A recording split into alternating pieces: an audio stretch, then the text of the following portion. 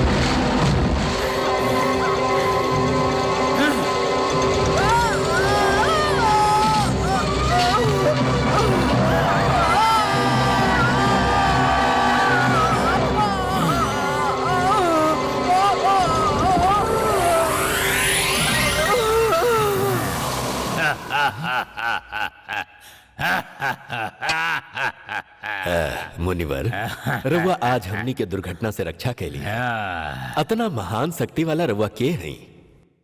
नाम ज्वाला, हिमालय से पधार रहल बानी हम। सूचना मिलल के राजकुमार के विवाह में केहू प्रेतनी बाधा उत्पन्न करे वाली बिया, अतः यहाँ पधार के ओके अधीन कैली। स्वामी, ये प्रेतनी के बाड़ी जे हमार बेटी के विवाह में बाधा डालत बाड़ी और काहे डाल रहल बाड़ी? ओम शांति। वाद विवाद के समय नहीं खे, समस्या हमरा पर छोड़ दी। ये दुष्ट आत्मा के हम अधीन कर लिहले बानी। यदि ऐसन बात बा त अपन उपस्थिति में हमार पुत्र के विवाह संपन्न कराई, ई हमनी के हार्दिक इच्छा बा। ई असंभव बा, ऐसन कदापि न होई। शुभ मुहूर्त के घड़ी टल चुकल बा, सत्य कहली ना? हाँ स्वामी जी, आप एकदम सच कहनी। अब दूसरा शुभ मुहूर्त में विवाह संपन्न हो जाई।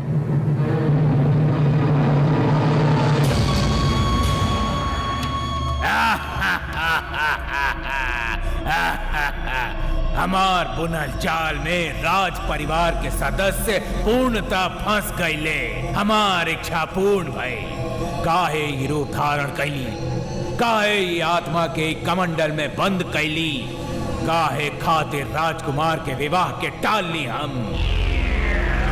जय ज्वाला माई।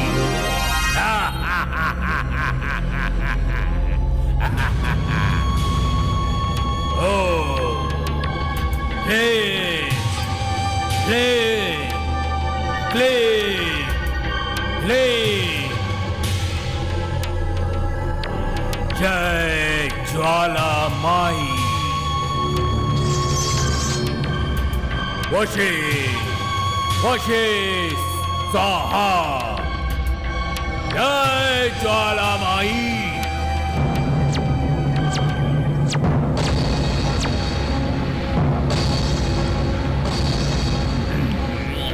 वत्स, तहार बलि से हम प्रसन्न भइली। बोला, तहरा के का वर चाही? जौन शक्ति रउआ सर्वेश्वर के प्रदान कैले बानी, उहे शक्ति हमरो के प्रदान करी। समस्त संसार के आपन हथेली में रखे के इच्छा बा हमार। ई हेतु नाग ज्योति हमरा के प्रदान करी। नाग ज्योति के प्राप्त कईल वरदान ना, वरन श्राप बा। जे केहू ओके प्राप्त करे के इच्छा प्रकट कईले बा, ओकर अकाल मृत्यु भइल बा। मृत्यु से भयभीत हो के भागे वालन में से हम नहीं खेमाते। उस सूर्य के ई हथेली में रख के तांडव करे के अभिलाषा बा हमार ज्वाला माई। तहार आशीष होवे तो हमरा भयभीत होवे के आवश्यकता नहीं खे। शीघ्र उत्तर दी, कहाँ बा उ नाग ज्योति? बतावतानी वत्स, ई देश की सीमा की रक्षा करे वाली सीमा देवी के ललाट में बाऊ नाग ज्योति। अच्छा, कहाँ बाऊ सीमा देवी के मंदिर?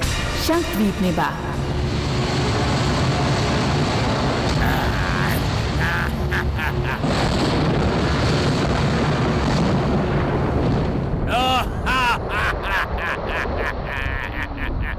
नाग ज्योति,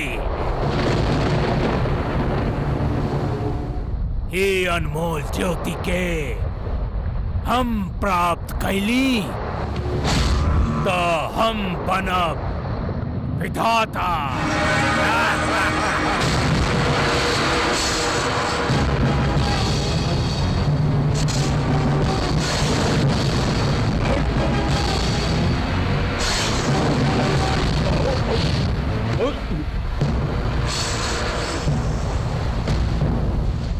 नाग ज्योति के आंख देख लेलस, बाकी प्राप्त न कर सका। शिष्य आव,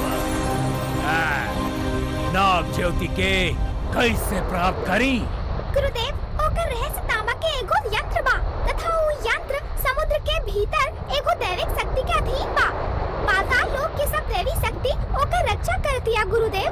आवे वाला अष्टमी के सूर्य ग्रहण बा, वो दिन सीमा देवी तल्लीन हो जाई है तथा मौन देवी बन जाई है गुरुदेव। तत्पश्चात वही दिन मोतिहारी गांव के एगो कन्या के जीवन में एगो भयंकर दुर्घटना घटे वाला बा गुरुदेव। अतः वो घड़ी रहुआ खातिर सब होगी गुरुदेव, एवं राउर इच्छा पूर्ण होगी। खाली अष्टमी तक प्रतीक्षा करी गुरुदेव।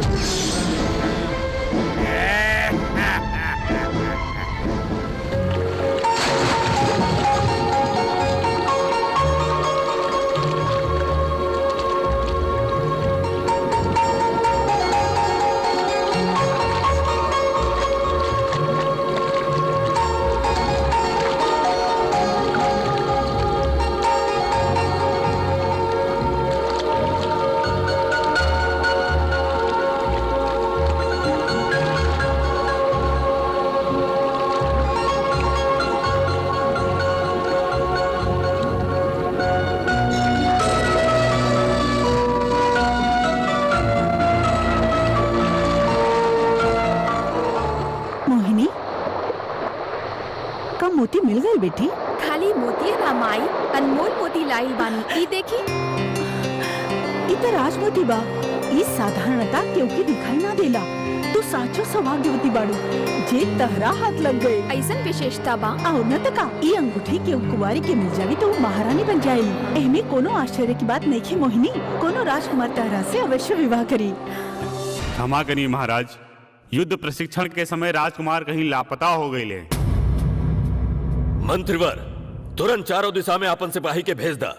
सूर्योदय से पहले हमार पुत्र हमरा के चाहिए, अन्यथा तू लोग के कपार धड़ से अलग कर दिहल जाई। सम्राट, हाँ? शांत हो जाई।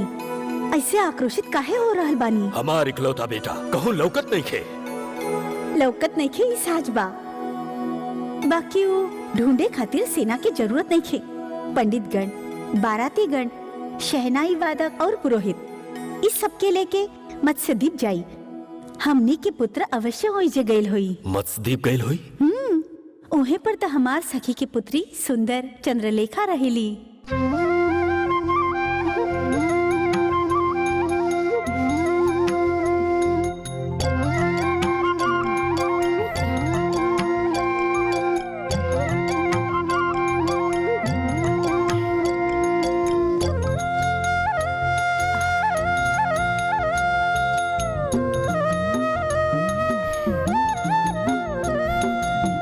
नाथ, पोटली छोड़ के आपन अधरन से सिकाई कराना। ओ चुंबन दी का? देखा हम का करतानी, तहार सुंदर शरीर के चुंबन से भर देतानी।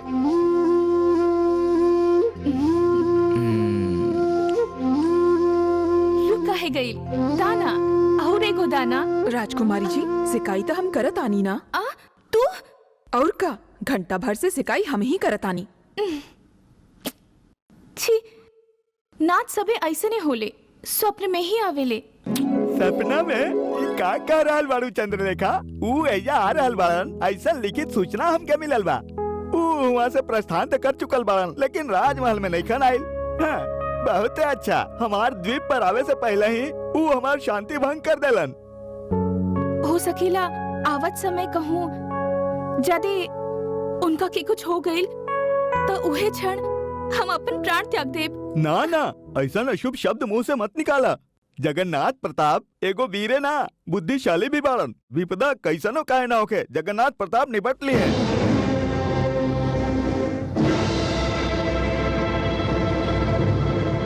हाँ, वहाँ देखा। हाँ, एको जलियान बा, ओमे बारात बा। उनका लगे ढेर सारा सोना भूषण होखी। चलो वहीं चला। हाँ, ले चला जल्दी।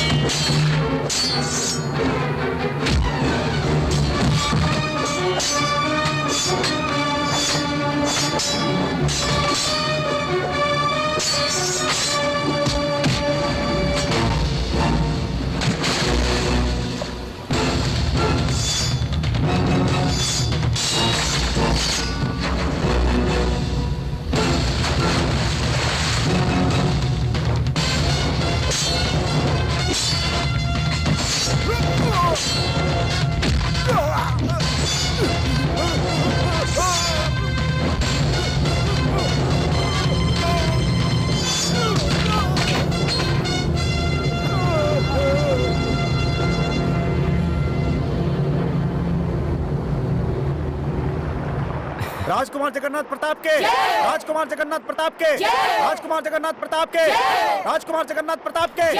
राजकुमार रहुआ हिया कैसन? रहुआ तो जंगल में गए रहले युद्ध अभ्यास खातिर।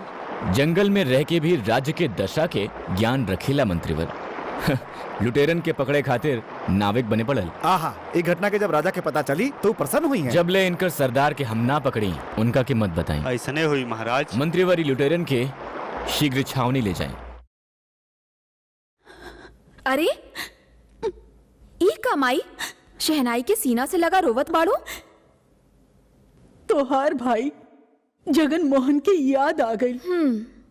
ओकरा के शहनाई के बड़ प्रेम रहे। जब वो 4 बरस के रहे तो एगो वादक शहनाई बजा जात रहे। तोहार वो पागल भाई शहनाई वादक के पीछे चल गई और आज ले लौट के ना आई। ना जाने हमार बेटा कहाँ हुई। जगन मोहन तू कवन दीप के बाड़ा उत्तर दा।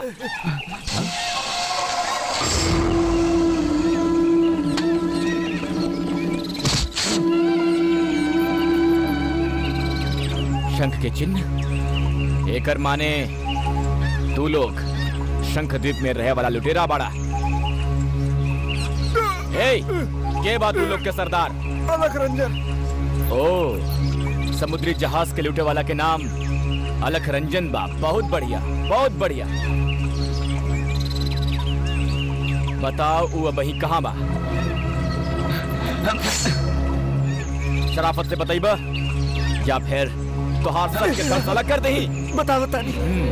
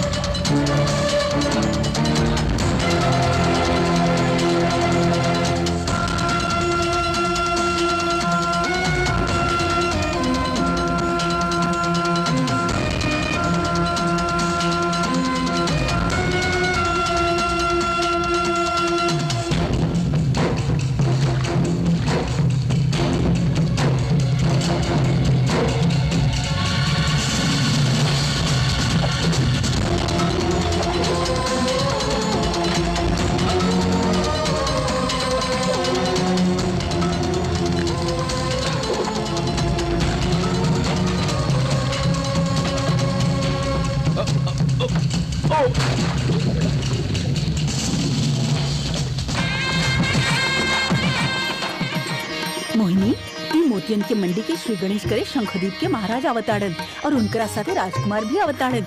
कहू उनकर दृष्टि तहरा पर पड़ गई तो जाने लो तू अवश्य महारानी बन गई। छोड़ माई, तू सदा कल्पना में रहे लो। तू देखा महाराज पधारत बाड़न।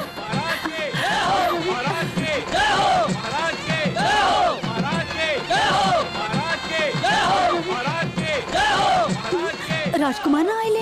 किंचित वो आपन रथ में आई है। सचमुच बेटी?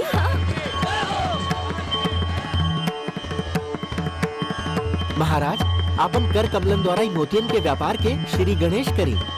ई लिही महाराज, स्वर्ण मुद्रा के स्वीकार करी और मोती दी। रुक जा। देख लो राजकुमार आ गए। पिताश्री का देख रहा बानी हम बताई? हमनी के शंखद्वीप के मोतिहारी गांव में हर साल मोतियन के हाट लगेला। एगो राजा होखे के नाते हम शुभारंभ करे आइल बानी। मोती ही ना, ई राज्य में कोनो वस्तु के खरीदे या बेचे के अधिकार केहू के नहीं थे। जनता के हम आदेश देले रहे। गांव वालन के अधिकार बा कि कुछ खरीद या बेच सकेलन। ई बुढ़ापा में राउर मती मारल गई बा, जाके आराम करे के उम्र आ गई। 29 द्वीप के हर हाल में हमरा के चक्रवर्ती बने के बा। ई मोती ही ना, जनता के सारा संपत्ति हमार खजाना में पहुंच जाए के चाहिए। ई मोतियन के लूट ला। इंद्रजीत, ये अन्याय बा। रउआ चुप रही, अन्यथा सब जनता के सामने रउआ के अपमानित होए के पड़ी। मोतियन के लूट ला।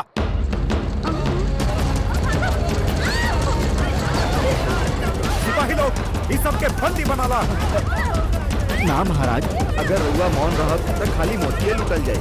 अगर रउआ आदेश दे तो लोगन के जान जाए। हाँ, राजकुमार के स्वभावे ऐसन बा।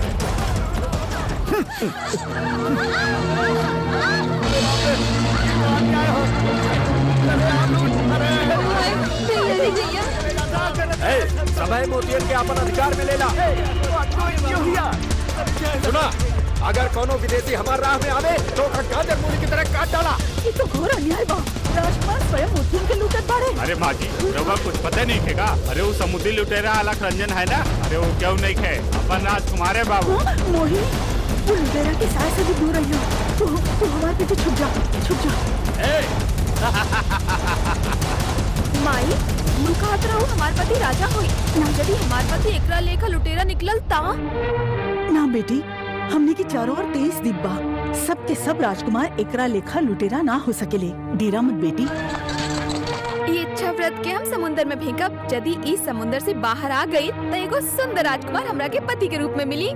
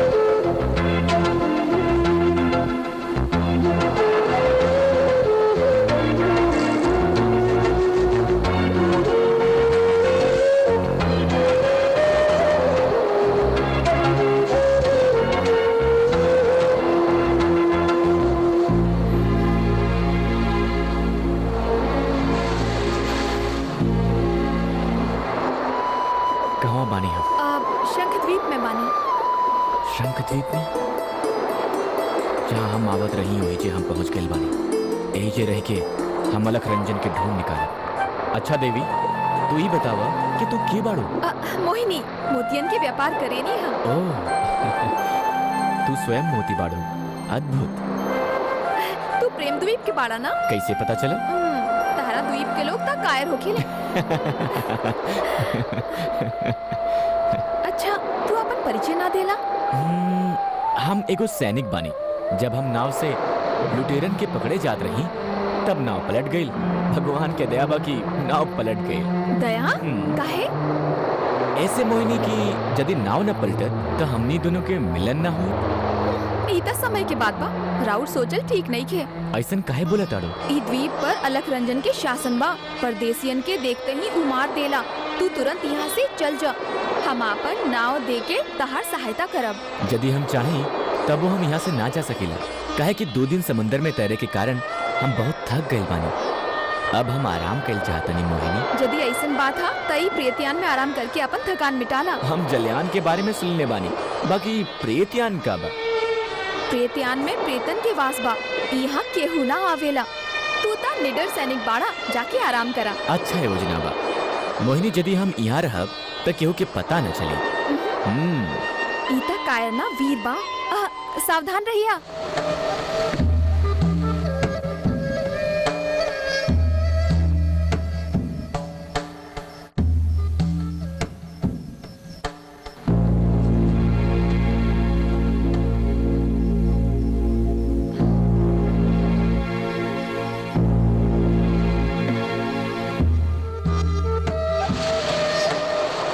परदेसी के ई प्रेतियान में ठहराता दिली। जाने ओकर का दशा भइल होई। यदि ऊ जीवित भइल ता ई भूनल केकड़ा खिला दे बोकरा के।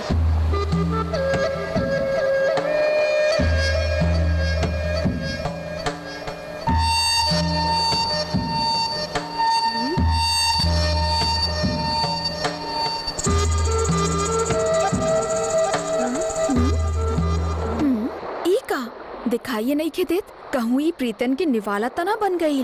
हे राम।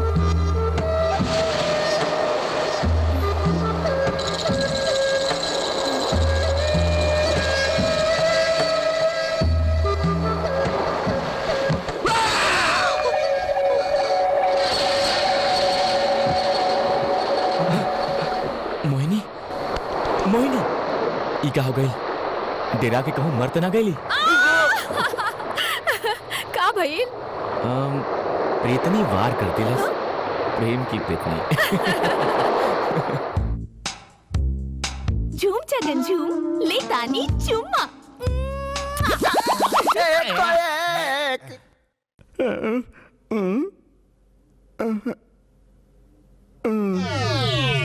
दन दनादन, दे तानी एगो चुम्मा। अरे बबुआ, इतना राती के ऐसे चिल्लात काहे बाड़ा? यदि ऐसे ही 100, 200, 300 करके चिल्लात रहला ता रात में जे खइल हसाब हजम हो जाई। अरे कोल्हापुरी कोकिला आके हमारे गाल पर चुपके चुम्मा लेती है। देखा बबुआ, चुम्मा देवे वाली ओकरा के अम्मा बना डाला। ऐसा बोला ताला कि रोटी बनावे के होके ओकर बाप है बनिया, सबके सामने बना दी हमार धनिया। ऐसा सब कुछ नहीं खे होवे वाला। तू कैसे पता बारुआ? वो बनिया के बारे में हमरा के बहुत कुछ पता बा। तू ओकरा सामने बैठ के यदि 24 घंटा भी शहनाई बजेब तब वो बनिया अपन दाएं बाएं नइखे हिले वाला। काहे इतना भारी बा? हाँ, ना वो तो सीधा परलोक सिधार जाए। ऐसा बात तो हार दूर, यानी कि ओकरा में लीन हो जाए। अच्छा तो हमरा का करे के होई? तोहरा के ही करे के बा कि जब भोर लोग लोटा लेके जंगल पानी जाले ना, तो तू अपन शहनाई लेके वो बनिया के घर पहुंचा। ओकर कान के छिद्र के द्वार अपन शहनाई के धुन के तनिको छलकाए बिना ओकर दिमाग में पूरा तरह से बसा दे। बाकी काम हम संभाल ले। अच्छा ठीक बा बेटा। ना गुरुजी, हम ओकरा संगीत में नवावा तानी। रउआ जाके बियाह के बात करी।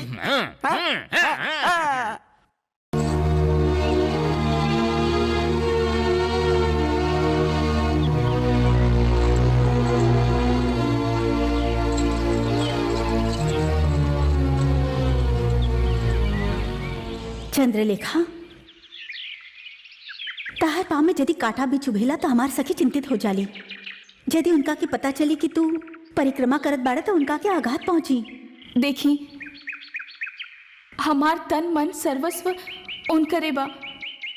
जब ले सुरक्षित रूप से देश ना लौटी हैं, तब ले हम ही परिक्रमा कईल ना छोड़ब। चिंता मत करा, हमार पुत्र पर कोनो संकट ना आई। उस 7 समुंदर पार काहे ना चल जावे। ताहर प्रेम ओकरा के अवश्य खींच लाई। महारानी की जय हो। रवा खातिर महाराज की तरफ से एको सूचना बा। कैसन सूचना? आपन राजकुमार शंखद्वीप में बाड़े। देख लो तू, ताहर प्रार्थना पूर्ण भइल।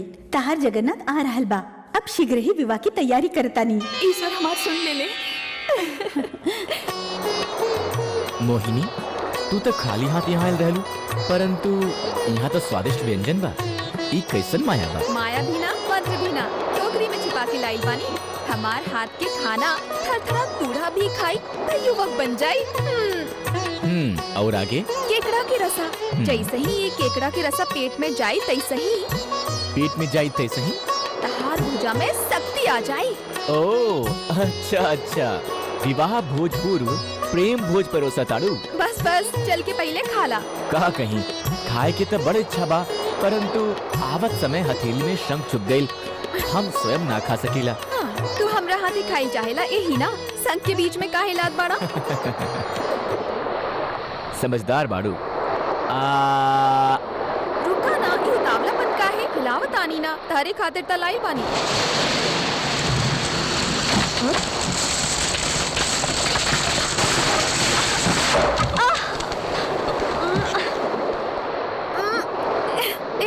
सरकत काहे नहीं खा? दिखत नहीं के हमरा ऊपर खंबा गिर गईल बा। तारा पर तक खाली ई खंबे गिरल बा, बाकी हमरा पर तो पूरा पहाड़े गिर गईल बा। हम कैसे हिली?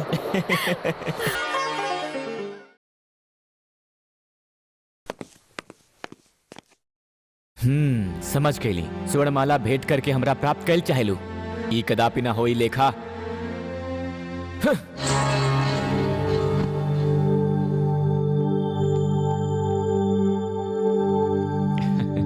जगन्नाथ, आवा माई।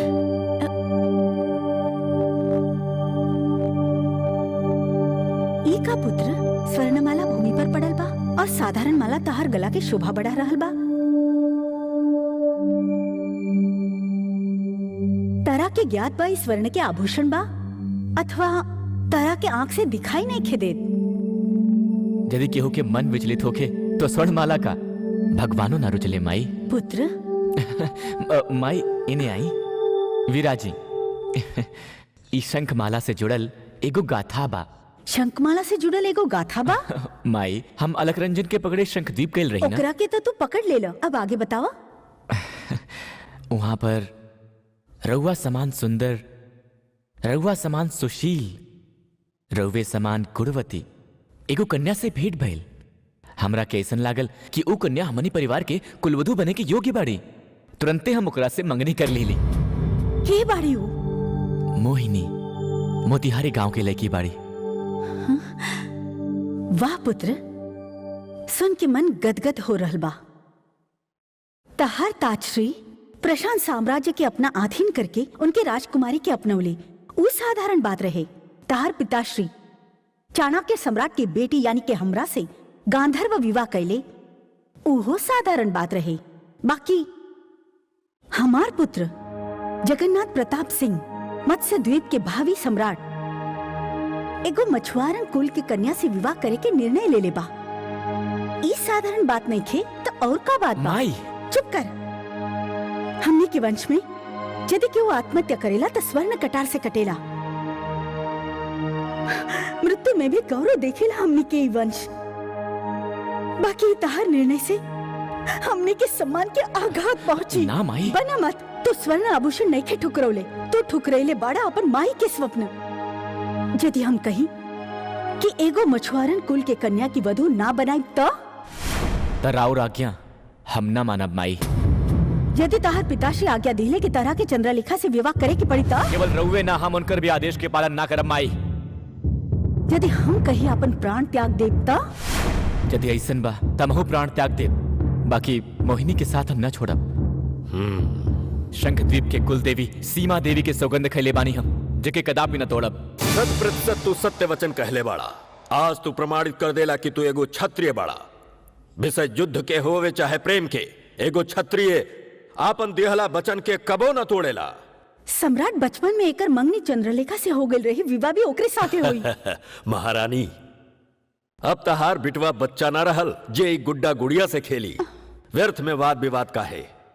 वैसे मत्स्यद्वीप सदैव से ही विख्यात बा प्रेमी प्रेमियन खातिर। पिताश्री, किंतु तहरा के हमरा पर एगो उपकार करके हुई। आज्ञा दी पिताश्री। तहरा के आशीष देवे वाला पधारल सन्यासी ए समय यह राजमहल में ठहरल बाड़न। अतिथियन के सामने आपन प्रेम के प्रकट कैला तो विवादपूर्ण विषय बन जाई। चंद दिनन खातिर तू आपन प्रेम के आपन मन के भीतरे रखा। हमार वचन रहल पुत्र, चंद दिनन के उपरांत तहार प्रेमिका के तहार रानी बना के हम स्वयं यहाँ ले आई। धन्यवाद सम्राट। देखा महारानी, यदि समय के हिसाब से तू चले के प्रयास करा तो समस्या के समाधान हुई।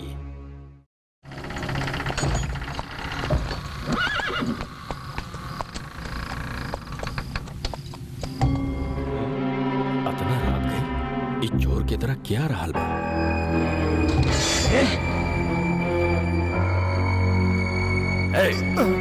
अतना रात के पिछला दरवाजा से यहाँ तू का ले आयल बड़ा, बतावा।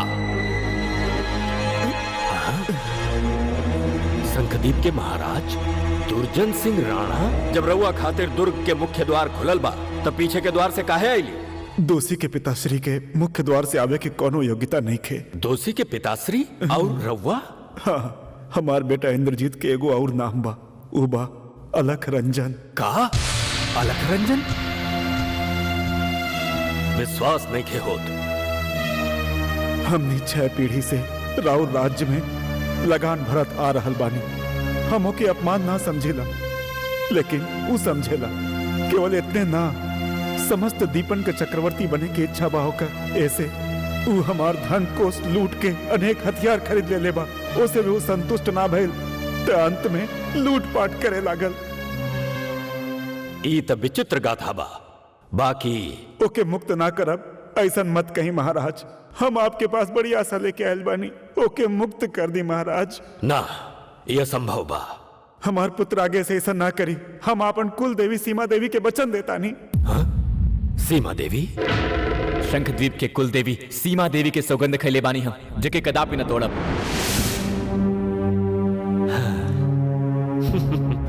ठीक बा, हमने दोनों ही बातचीत के गुप्त रखब जा।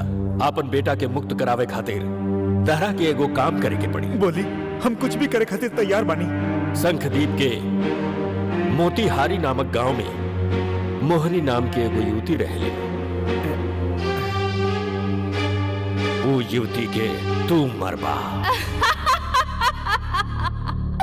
माई, माई, ऐसे हंस काहे रहल बाड़ू? काल सूर्य ग्रहण बा और काल तू नाग ज्योति के प्राप्त करबा। आज सूर्य ग्रहण बा और ई बात से अनजान मोहिनी मोती लेवे चल गईली। आज सीमा देवी के शक्तिहीन होवे के दिन बा। हे भगवान, ना जाने आज का हुई।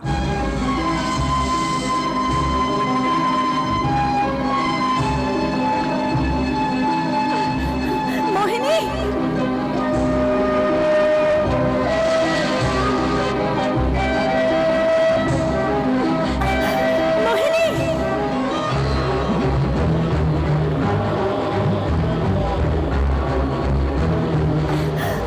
भगवान, मोहिनी।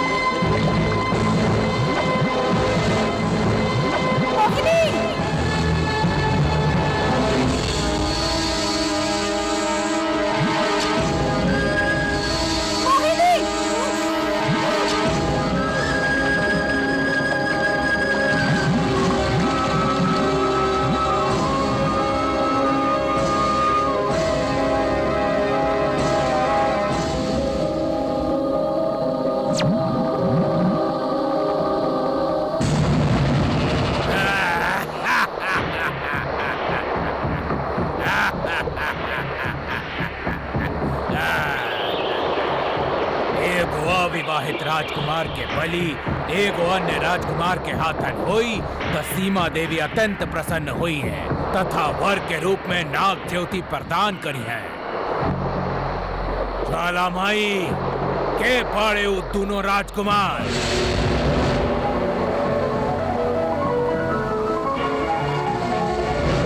अच्छा ही दोनों।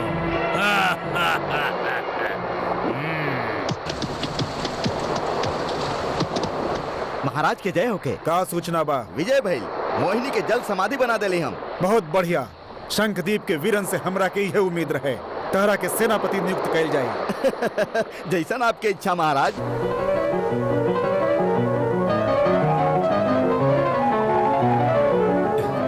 जगन्नाथ प्रताप। पिताश्री, का बात बा? स्वयं अली तो तुरंत हमार कुलवधु के लेके आवा। पिताश्री, हम अभी पवन वेग से जाके अपन मोहिनी के लेके आवत आनी। हम इंतजार करत आनी।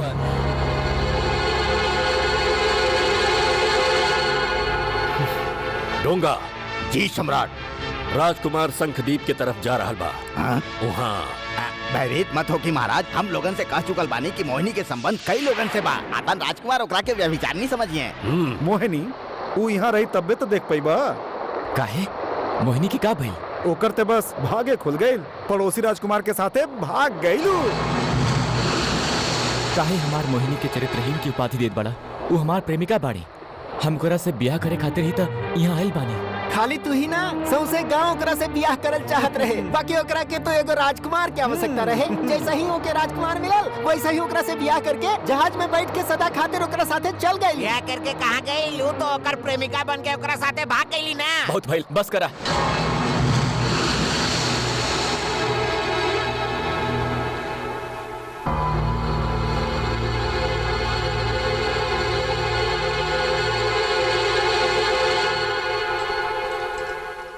जगन्नाथ, अब तू का निर्णय ले ले बाड़ा?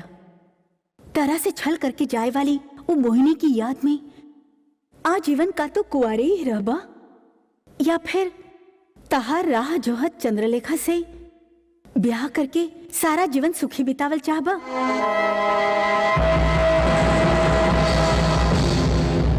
जनता जनार्दन खातिर एगो शुभ समाचार। सावन के पहला सोमवार के प्रेम द्वीप के राजकुमार जगन्नाथ प्रताप सिंह और हमनी के मत्स्य देश के राजकुमारी चंद्रलेखा के बीच विवाह संपन्न होने वाला बा। अतः प्रजा से अनुरोध बा कि वो विवाह मंडप में उपस्थित होखें।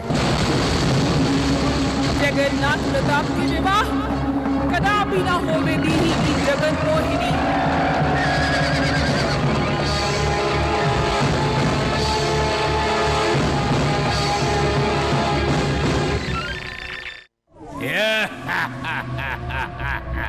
अब नाटक आरंभ हुई माई।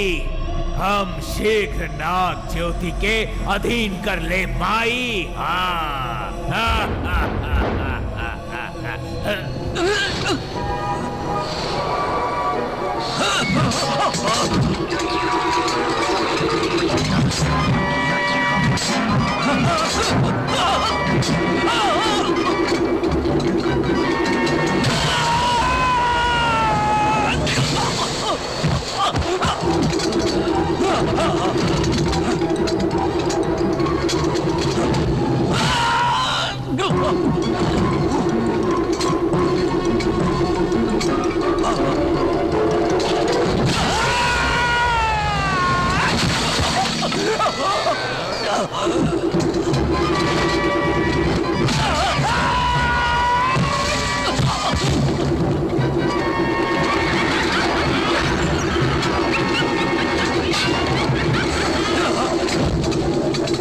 जय ज्वाला माई।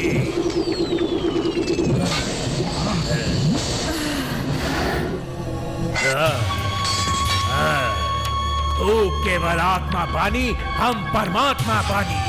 हमार शक्ति के अनुमान नहीं खेता राके। केहू होखा तुहार हमार का शत्रुता बा?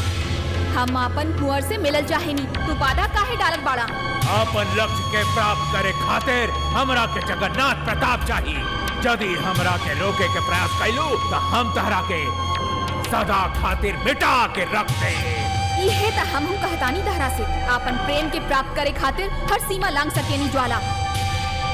यदि हमरा के रोक ले तो हर प्राण ले लेब हम। महातांत्रिक बानी और हम प्रेम पुजारी। तोहार जीत ना होई। अरे हम जीत के दिखाई। अपन शक्ति से तोहरा के बांध ले। वो तो समय ये बताई।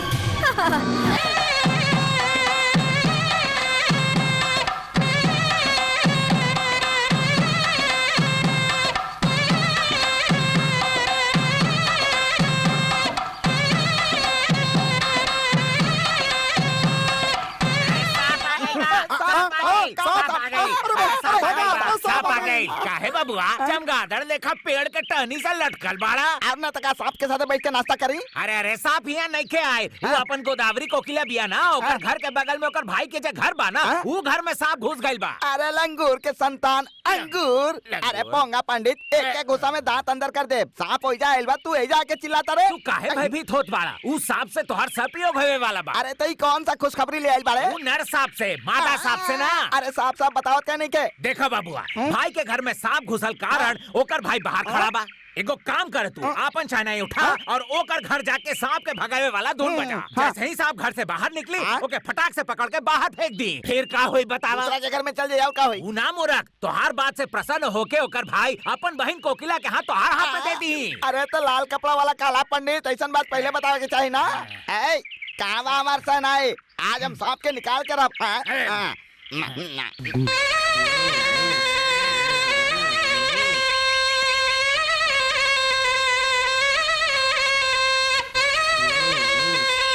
कोल्हापुरी कुंडी कैसी तोहार घर में घुसल सांप के पकड़े खातिर बहुत बड़ कलाकार लेके आइल बानी। आई आई नमस्कार। अरे ई बीन का है बजावतानी?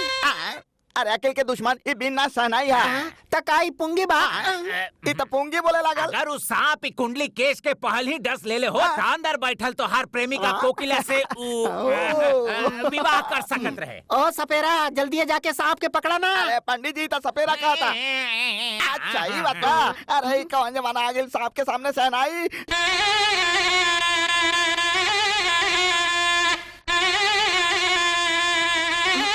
रुका रुका अरे हमरा के बजावे देना। एगो संदेह बा सांप के तो कान होला ना तो ये आवाज कैसे सुनी ओ तोरा के सुनाई देता ना, तू जाके सांप के कह दे, तब तक जाके सांप के दूध पिया, हम बजावता नहीं जो। अरे अरे तबले सांप हमरा के जिंदा छोड़ी तब ना जे हम सुन ले वह कहत रही। बाकी सांप कान से ना अपन दांत से ही काटी ना।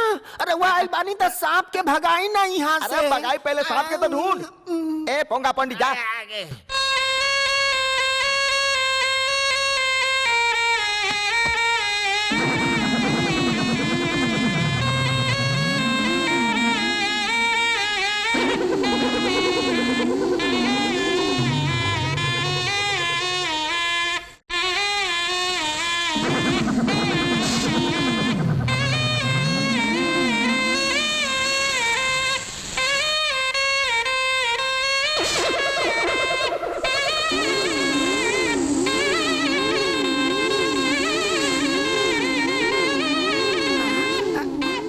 देखला ना भाई। अरे सांप कहाँ चल गई?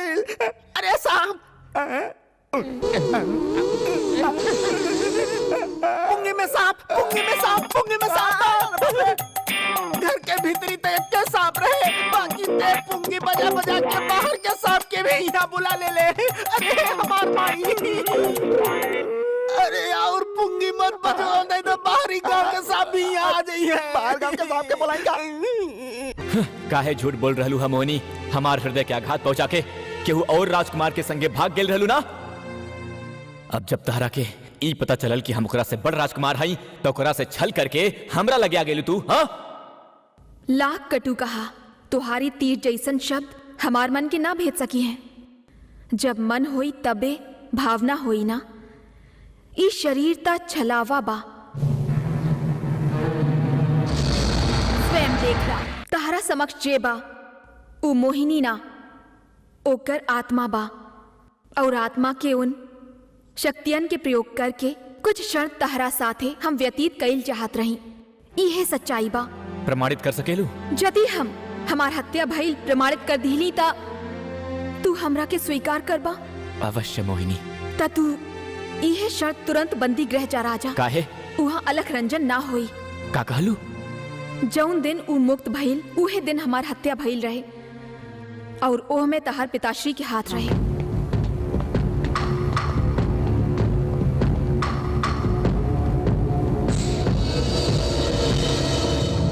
हे, अलख रंजन कहाँ बा? राजकुमार महाराज उनका के कारागार से मुक्त कर दिया। ई बात अगर यहाँ से बाहर गए तो हमने के सर धड़ से अलग कर दिया जाये। हमने केवल यहाँ पहरा देवे के नाटक कर रहल बानी। मोहिनी, तहार बात सांच निकलल। अलख रंजन वहाँ नहीं खे। अलख रंजन के मुक्त काहे कैल गईल? हम ई प्रश्न के उत्तर जानल चाहिला। वो हत्यारा तहार पिताश्री से मिले राजमहल आवता। वहाँ जाइबा ता तहरा के तहार प्रश्न के उत्तर मिल जाई। प्रेमदीप के महाराज के हमार सादर प्रणाम। ओह शंखदीप के महाराज। पधारी पधारी। ई का बिना सूचना के यहाँ पधर ली? लगान देवे आयल रही और हम दे भी देनी। सोचनी लौटत बखत रउआ से मिलत भी चली।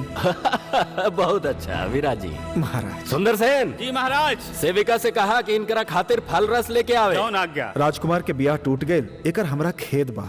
टूटल नहीं खे, टाल दिहल गइल बा।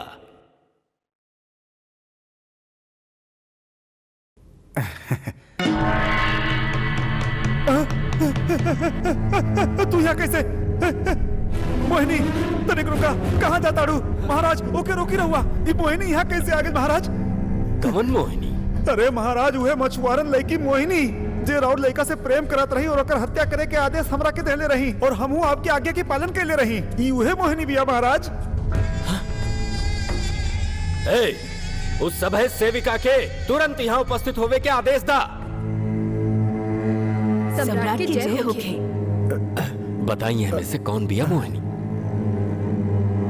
ना एमे से कोनो नहीं की। फल रस लेके तू लोग में से यहाँ क्या आयल रहे? हम लैले रही सम्राट। झूठ ई नहीं की, हमारा सामने मोहिनी आयल रहे। दुर्जन सिंह, ये तो बताई रघुआ मोहिनी के हत्या कैले रही कि ना? निश्चित महाराज, सागर तट पर हम ओकर लाश अपन आंख से देखले रही महाराज। ओकरे पश्चाते हम यहाँ आके अपन बेटा के मुक्त करा के ले गई नहीं।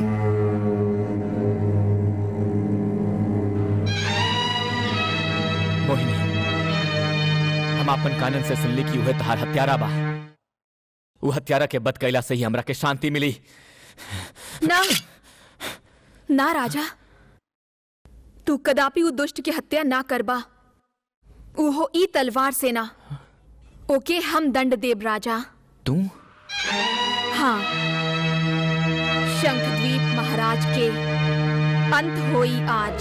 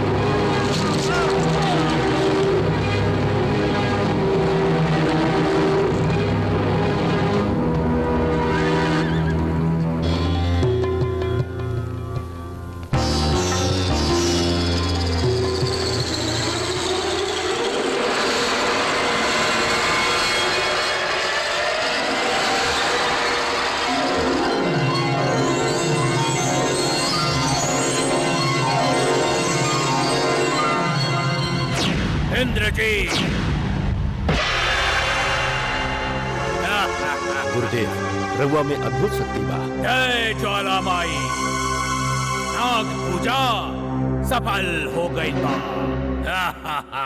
राजकुमार के जय होके। महाराज दुर्जन सिंह की अकाल मृत्यु हो गई बा।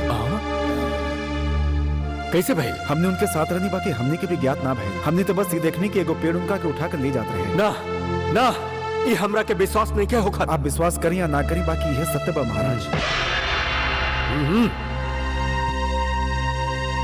गुरुदेव, उनका अकाल मृत्यु कैसे भाई? यू है प्रेतात्मा कैले बा, एहमे कोनो संदेह नहीं है।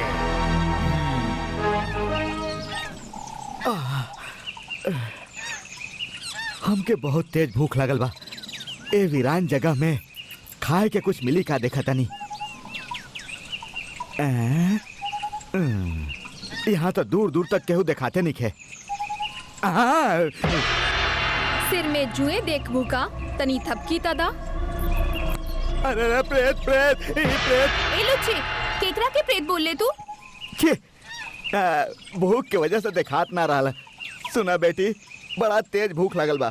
हम ओइजा जाइब तो कुछ खाए के मिली का? तू वहाँ जाएब? तुहार विनाश होखे वाला बाज। विनाश होए वाला बा। यहाँ से ऊपर की तरफ जाइब तो एगो बुढ़िया दिखाई दी। ई ओकरे पास जाए के कहताड़ी। ए बुढ़िया, का बात बा बिटुआ? सब भयंकर भूख लगल बा बुढ़िया। भयंकर हत्या करे वाला के भयंकर भूख लागी। भयंकर हत्या? तू का कह रहल बाड़े बुढ़िया? हम बुढ़िया बानी? प्रेतनी श्वेत वस्त्र में प्रेतनी ही दिखाई दी ना। मूर्ख।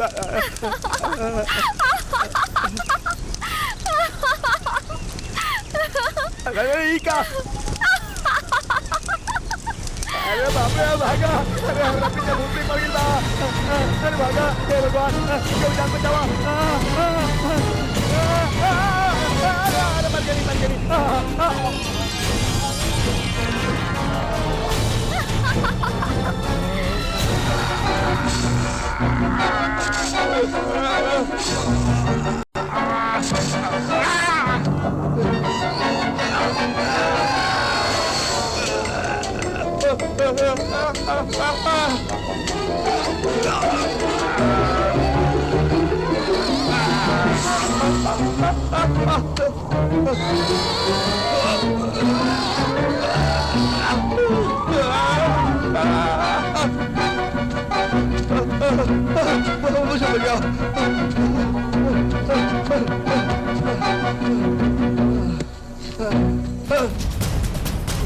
तू बनौले हमार समाधि तुहार ई जंगल में समाधि बनाई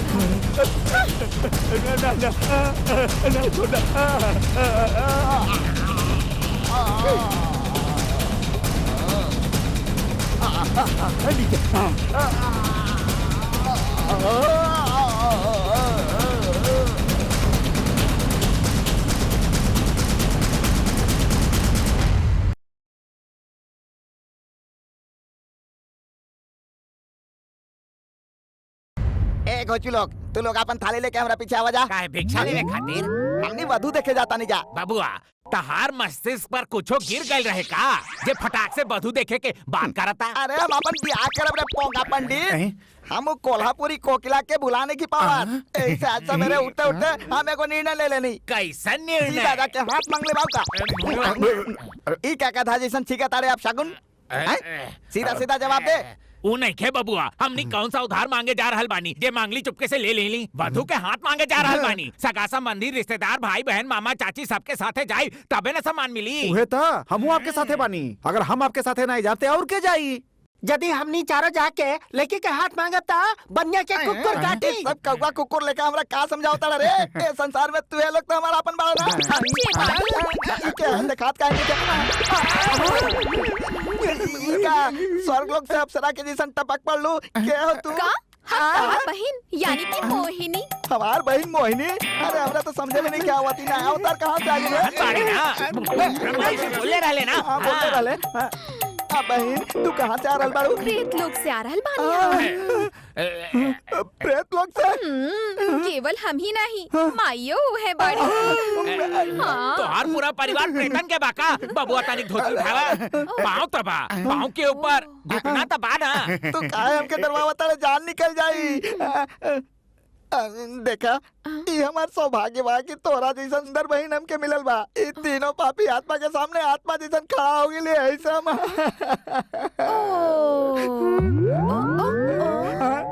लेकिन बहन अचानक तो क्या हमारी याद कैसे आ गई? तू ही कहले रहा ना तोहर कौनो नहीं थे। उ कोल्हापुरी कोकिला के घरे जाए खातिर बात करत रहनी। उहे सुन के तू आ गेलू। प्रेत योनि में भी रह के रक्त बंधन ना भुलाइल हमार बहन। कितना सौभाग्य के बात बारे पोंगा पंडित। सगा संबंधी बाड़े का पूछा? अच्छा ही बतावा हमार के वाऊ सगा संबंधी बा? ढेर संबंधी बाड़े। 1000 लोग के बुलाएगा। 1000 लोग? हमने युद्ध करे नहीं की जात, खाली लड़की देखे जाता नहीं। 100 लोग के बुला था। 100 जन बस? 101। कहाँ गई? ये दक्षिणा लेखा 101 रुपया कह के ओझल हो गए। लेखा टर मत करा। जवान लड़की कहूँ बूढ़ी ना हो जाए वहाँ पर। शहनाई बजावत बारात लेके निकला तानी। चला ठीक बात। चला चला।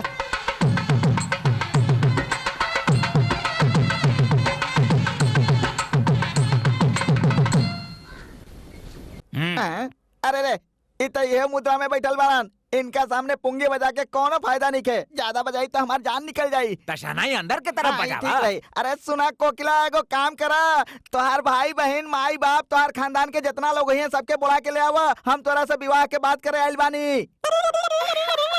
अरे पोंगा पंडित ये डमरू काहे बजाओ तारे? ए सहनाई वाला कहाँ हमनी राजा भोज और तू कहाँ गंगू तेली? बता बा ये पूरा गांव हमार बा। लड़की के हाथ मांगे आइल बनी। पूरा गांव लेवे नहीं किया। चल भाग। तोरा साथे खाली एक गांव बा। हमरा साथे 48 गांव बा। जानले का? ई तहसील में 48 गांव कहाँ से बा? एगो दूगो कम हो सकेला। एमे का पत्ती बा? तनी पीछे तो देखा। अरे बाप रे!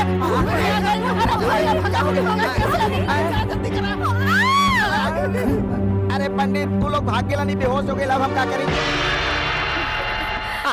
अरे बहन ई का सगा संबंधी सब श्वेत वस्त्र में आ रहल बाड़न। तू तो कहलू कि सगा संबंधी यही तो मरगट से सबको उठा के ले ऐसे मत बोला भैया। तोहार बहन तोहार माई सभी प्रेत योनि में ही बाड़े ना। इहो ठीक बा। हमरा घरे तो वैसे ही दूगो प्रेत पड़न। दूसर प्रेत के तिरस्कार ना करे के चाहिए। ठीक बा। हमनी तोहार घर आइल बानी। हमनी के भोज खिलावा। भोज की आई? कैसन भोज? 50 टंकी रक्त के साथ खरगोश। अच्छा भोज होई। अच्छा भोज।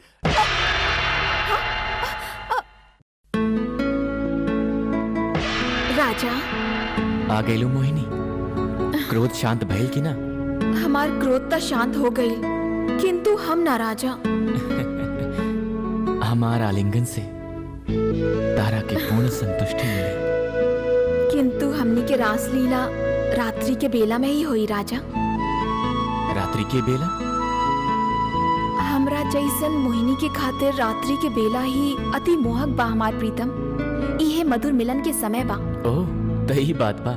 राजा, यदि रात्रि में यौन संबंध बनाइब जा तक कौनो शक्ति हमनी के अलग ना कर सकेली।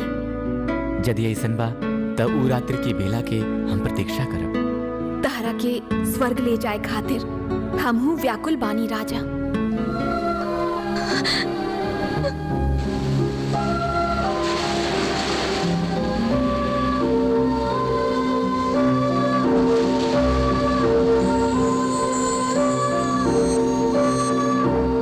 मधुर बेला आरंभ हो चुकल बा। राजा हमार चक्रव्यूह में आ गई तऊ हमार हो जाए। मोहिनी, हाँ? अरे माई। बेटी, माई, प्रेम कैली जेकरा फलस्वरूप प्रेत योनि मिलल हमरा के, किंतु तू का पाप कैलू? हमार हत्या करे वाला के तू मार डालू और का चाहिए बेटी? तहार जगन्नाथ प्रताप से मिलल ठीक नहीं खे, ऐसे तू मर सकेला बेटी। आभास बा कौनो मानव के जब प्रेत के साथ संबंध होला तो ओकर मृत्यु अवश्य होला। ई जान के भी राजा के पाए खातिर हमरा के ई करे के पड़ता। काई न्याय बा? ई रामबाण नहीं खे माई जे धर्म अधर्म देखे। ई काम बाण बा जे के नयन नहीं खे। ना बेटी, ई पाप हुई। का हम प्रेम खातिर प्राण की बलि ना देली? हमरा खातिर राजा जान दी तक का पाप हुई? हमार ओकर संगम अवश्य हुई। आइंदा हम तहरा के विवश ना करब। जे होवे के बा वो तो हो ही के रही।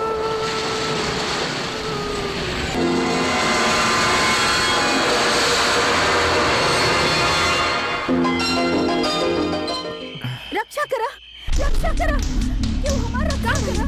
ई त हमार माई के ध्वनि बा। माई त महल में बाड़ी, उनकर ध्वनि यहाँ कैसे पहुँच गई? चला हमनी एक हो जाता नहीं।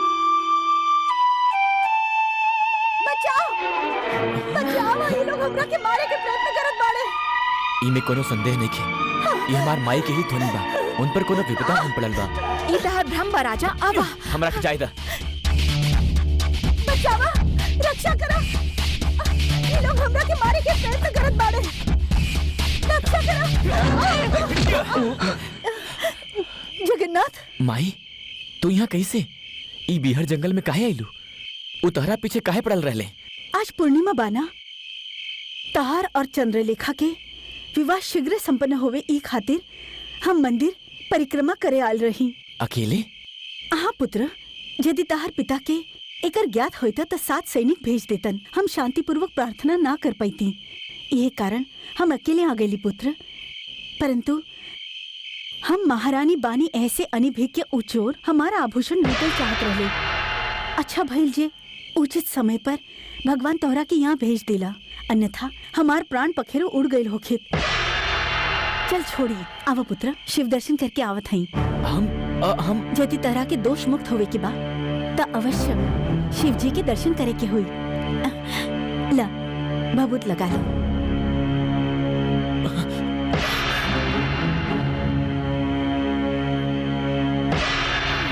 जगन्नाथ, चली पुत्र।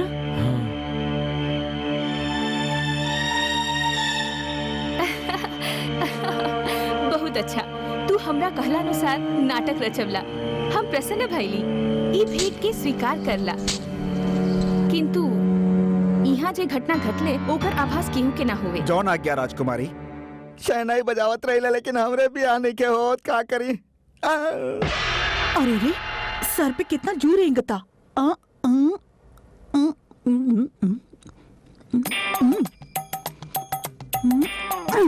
अरे पोगा पंडित, बढ़िया से खजवाओ ना। अरे बेटा, बचाओ, बचाओ प्रेत। बेटा, हम कोनो प्रेत नहीं की, हम तहार माई बाड़ी। हमार माई? ई तो मिथ्या बा। ई मिथ्या ना, साच बा। अरे भैया, ई हमनी के माई बाड़ी। माई बाड़ी? सचमुच? तो ई बाकी के प्रेत लोग क्या? ई तो सब हमनी के सगा संबंधी बाड़े बेटा। अच्छा, वाह, सब भैया के संतुष्ट करा।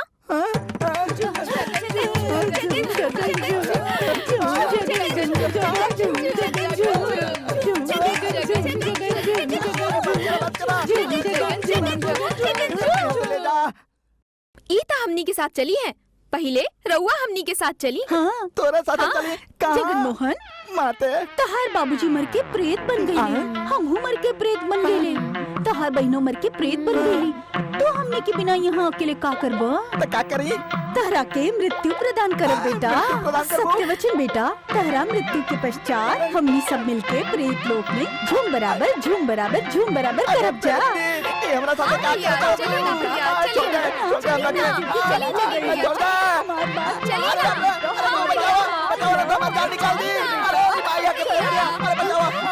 अरे शिवगढ़ी निकल गई। अरे हमरा कुछ होता, कुछ हो रहा। भैया तू बन जा लंबा। पकड़ अपन खंबा। हमार कंठ के नीचे के भाग विलीन हो गए।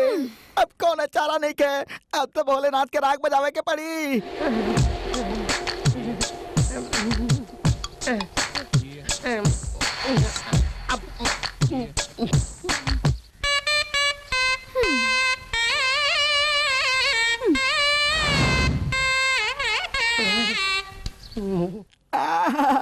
भोलेनाथ के राग बजा के अपन शरीर पा ले ली। ये तो फिर से आगे लोग, फिर आगे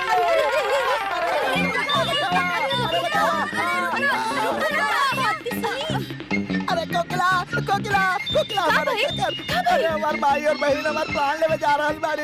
हे राम, हम यहाँ से भागे के सोच ले बानी, यही से मंगलसूत्र ले आइले बानी। नहीं पकड़, हम जल्दी से बांध देता नहीं। संभाल के। हमार भाई बहन हमरा के ले जा, हम तोरा के अपन दुल्हन बना लेता नहीं।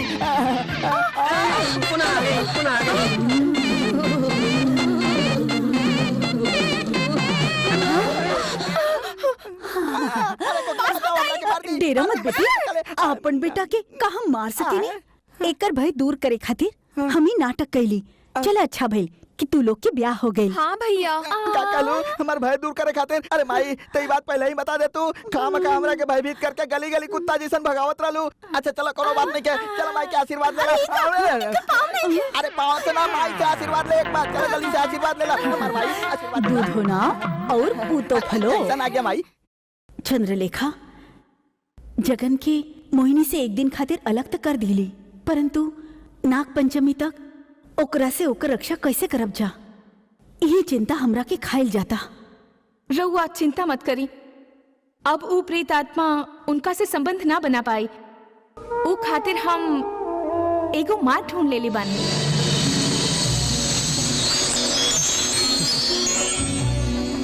पुनः आ गईली मोहिनी। आज हम तहरा खातिर स्वर्ग के द्वार खोल के आइल बानी और उस स्वर्ग में हम आनंद उठाए, प्रेम के आनंद।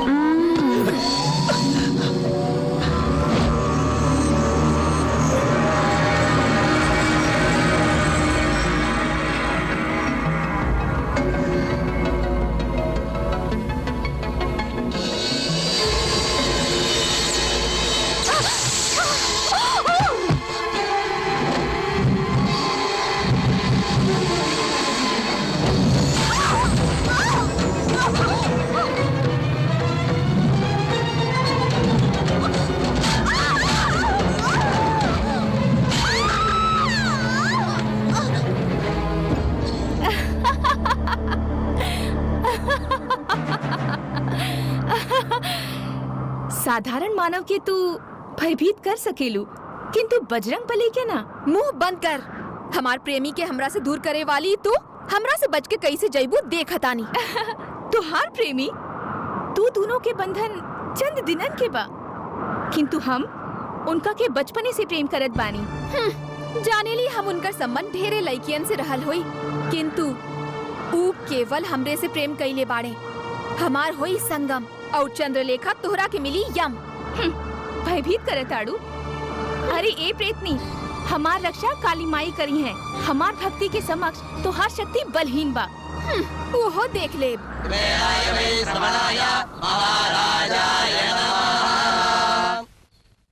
पंडित जी ई का बा?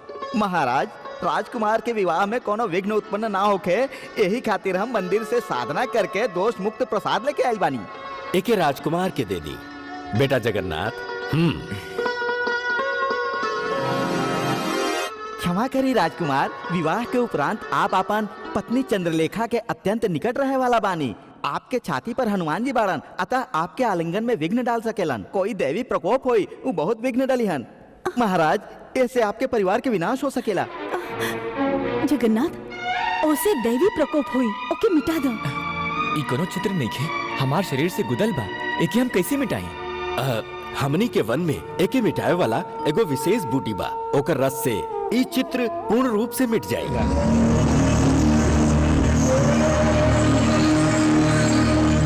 गुरुदेव, काल नाग पंचमी बा, पूजा में जे बलि चढ़ावे के बा, ऐसे आजे जगन्नाथ के अगवा करे के हुई। उहे खातिर हम विशैलाजगर के जंगल में भेजले बानी इंद्रजीत। कहवा? जड़ी बूटी वाला जंगल में। जड़ी बूटी वाला जंगल? जगन्नाथ प्रताप वहाँ आई और विशैलाजगर विष के उगली।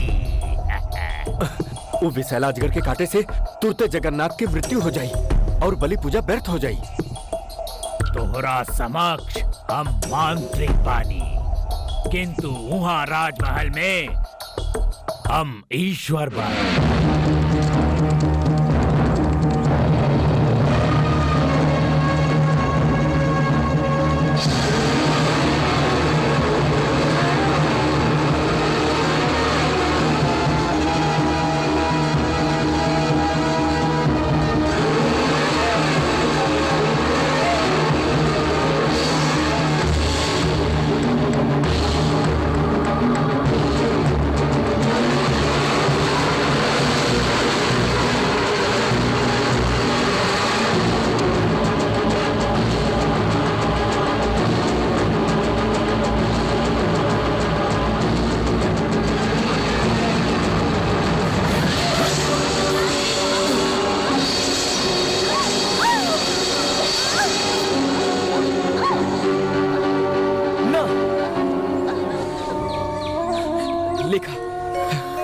लेखा, तू हमरा खातिर इतना बड़ा त्याग कैलू, हम तारा भारी बानी। इतना प्रेम करेलू हमरा से, ई तो हम आजे जलनी ना, हम तारा के मरे ना देव।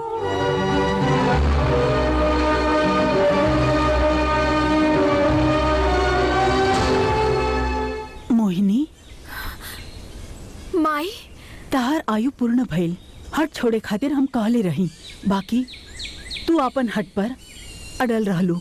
अंत में का भइल?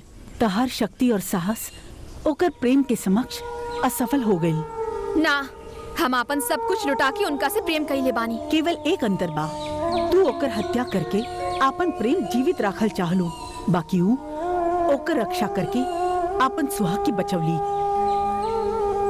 तू ओकर हत्या कर सकेलू, ओके साथ ले जा सकेलू, चाहे तो कुछो कर ला, तोरा के सफलता ना मिली बेटी। काहे ना? काहे कि वो जगन्नाथ प्रताप के मन में पूरा तरह से समा चुकल बाड़ी और ओके जगन्नाथ प्रताप के मन से ई जन्म में हटावल असंभव बा। बेटी, अंत में विजय त्याग का होला। तू अपन प्यार के त्याग कर दे बेटी। वो बेचारे चंद्रलेखा के जिए दे बेटी।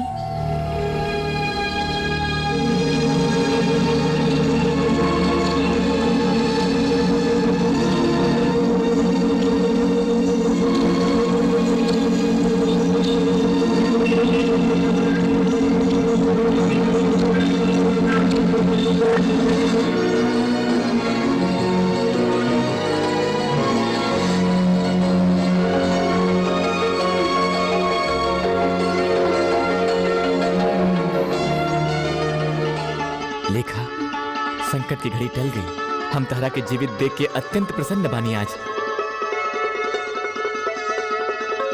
हमारे प्राण के रक्षा करे वाली की रक्षा रउआ के लिए धन्यवाद स्वामी जी। जगन्नाथ प्रताप, तारा खातिर हम आपन प्राण भी दे दे। मुनिवर, आपन प्राण के संकट में डाल के चंद्रलेखा जगन्नाथ प्रताप के प्राण के रक्षा कैले बाड़ी। यदि एके कुछ हो गई तो हमार पुत्र भी अपन प्राण पर खेल जाई। ऐसा सच्चा प्रेमियन के मिले से उद्दुष्ट प्रेत आत्मा रोकत बिया मुनिवर। ये कहाँ के न्याय बा मुनिवर? गुरुदेव, वो विषैला सर्प के विष से तो जगन्नाथ बच गई। अब ओके अगवा करे के अलावा कोनो चारा नहीं खे। इस विषय में केवल धार बुद्धि ही ना पितु हमार मांत्रिक के भी आवश्यकता बा। देखा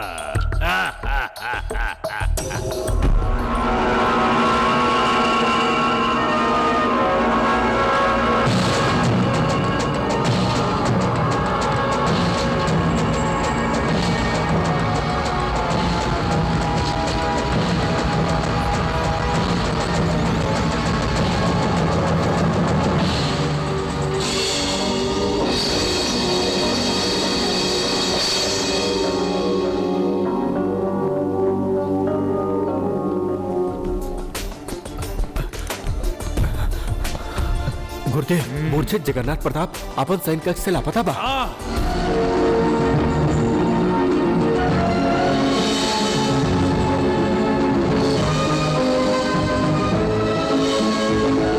इस विषय में उपरेत आत्मा तोहरा के मार ले दिया। ई ज्वाला के आभास नहीं खे ओकरा के। का गति करब देखिया तू। जय ज्वाला माँ।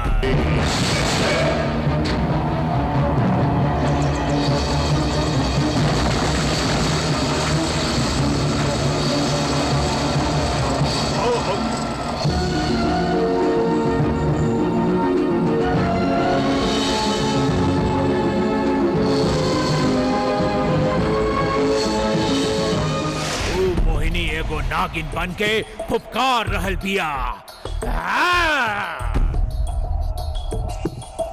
ऊ आत्मा से ही परमात्मा कबो पराजित ना होई।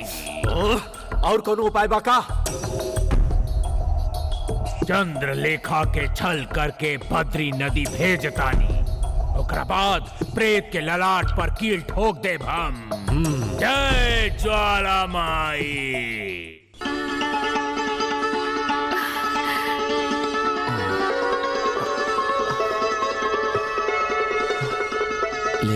लेखा इस समय राजमहल में हुई। ई प्रेतवन बा। मोहिनी, तू हमरा के यहाँ काहे ले लू है? तहरा के यहाँ बंदी बन के रहे के पड़ी। का कहता तो? भयभीत मत होगा राजा। सारा जीवन तू चंद्रलेखा के ही साथ रहबा और ओकर उत्तरदायित्व हमार बा। किंतु काल नाग पंचमी के समापन तक तहरा के हमरा पास रहे के पड़ी और तू अवश्य रहबा।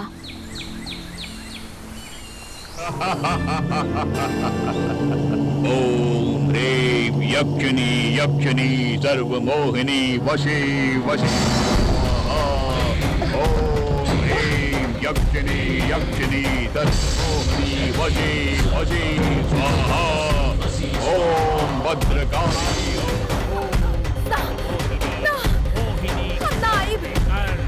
ओम भद्रकाली। ओम सर्वमोहिनी। मोहिनी, तेरा के का भई? मंत्र शक्ति हमरा के खींच रहल बा। भद्रकाली हमरा के बुला रहल बाड़ी। ना ना। मोहिनी वशी वशी स्वाहा। ओम सर्वमोहिनी वशी वशी स्वाहा।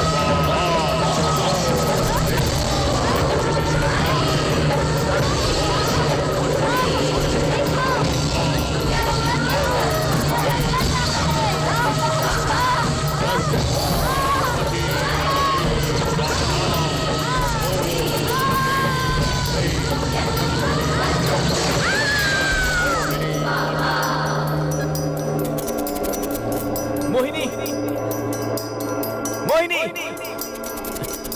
मोहिनी,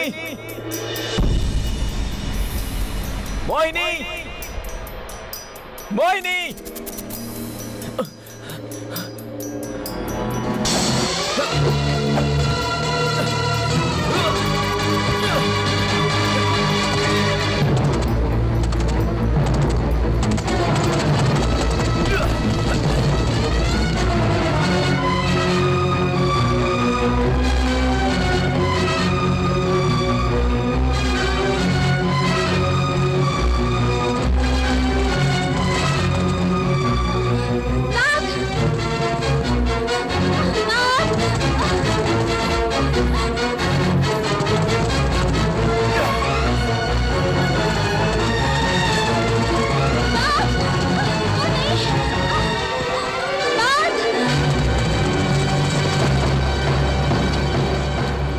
बलि के बकरा उपस्थित बा गुरुदेव।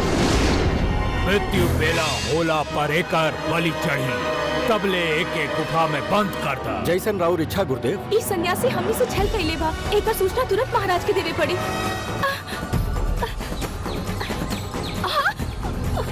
तो भूल कर दिलू चंद्रलेखा। तू के बाड़ू? मोहिनी की माई। मोहिनी प्रेम के त्याग करके जगन्नाथ के बचावे पहुंच गई रही, बाकी तू बाधा बन गईलू। जगन्नाथ के बलि चढ़ावे खातिर तारा के चारा बनौला सु कमीना तांत्रिक। तू ओकरा पर कैसे विश्वास कर लीलू?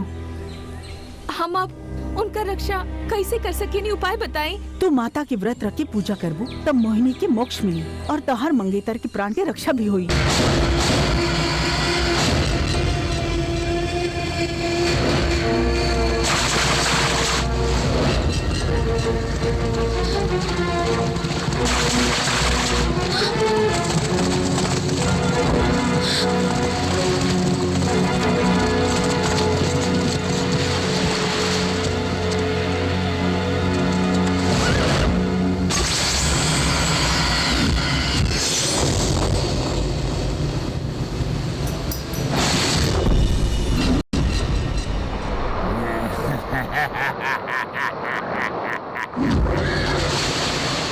आ गैला इंद्र जी, जय ज्वालामाई। ई चमत्कारी तलवार बा, सीमा देवी के एकर बलि चढ़ा द तू।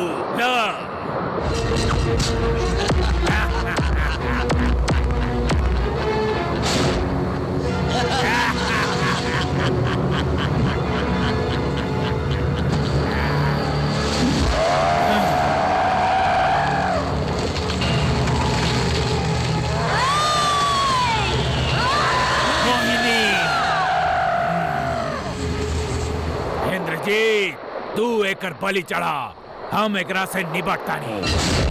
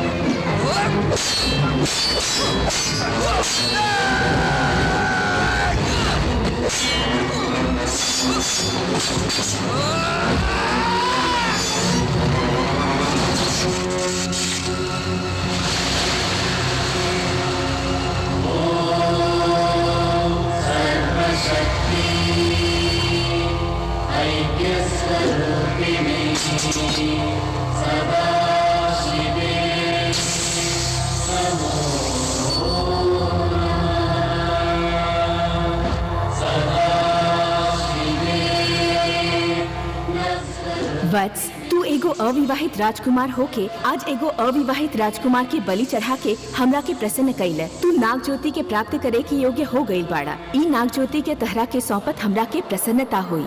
माते, शक्तिमय नाग ज्योति रउवे पास रहे यही में भलाई बा। जगत कल्याण खातिर ओके रउवे पास रख ली। ठीक बा, तहरा के और का वरदान चाहिए? माते, आत्मा बन के भटके वाली ई मोहिनी के पुनः जीवित करी।